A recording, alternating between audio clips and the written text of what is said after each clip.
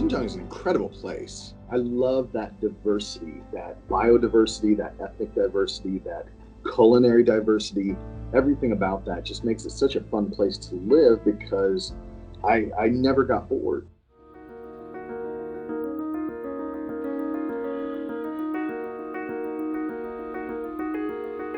There's those little things until eventually you're to the point where, you know, you've got cameras between my bus stop and my house, where we lived at the very end in Urumqi. I had to go through 12 sets of cameras.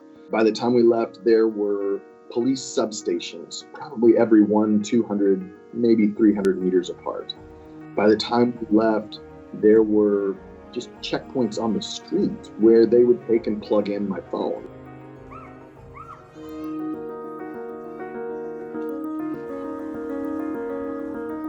It was a very steady setting up of like a police state. You know, the facial recognition cameras, the cameras, the police on every corner marching between the corners, police vans circling the blocks, security checks between the cities and the villages.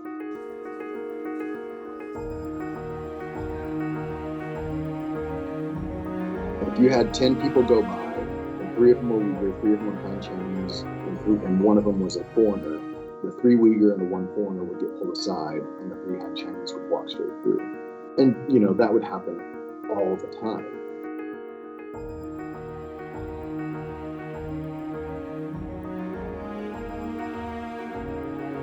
I know some of them who were in the camps, yeah. The rest of them I don't know because I haven't stayed in contact with them enough to know. I personally knew one woman who was taken to a camp because she had left the country just for a holiday a number of years earlier. Another woman told me that official and every employer would threaten, if you don't do this, we send you to the school. She said we all live in constant fear. And then we saw a camp being that was built just maybe 10 minutes down the road from us, actually, and it had at least 15 feet tall walls, like kind of penitentiary walls. It had apartment blocks inside and razor wire.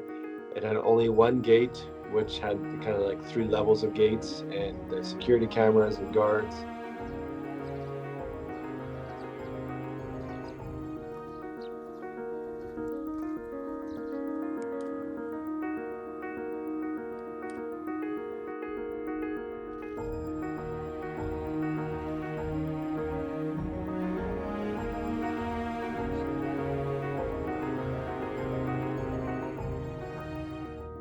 It was hard for me to believe, even though I was seeing it.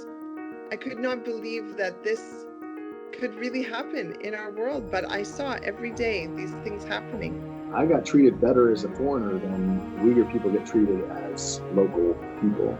So I can imagine how hard it is for them and how they feel the same way. If I want my son to have any future, then I just have to shut up and live my life.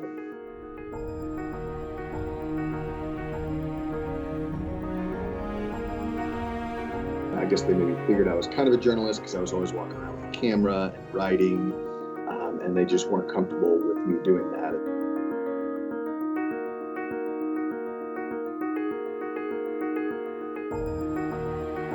My concern is not as much political. I want to see my friends again.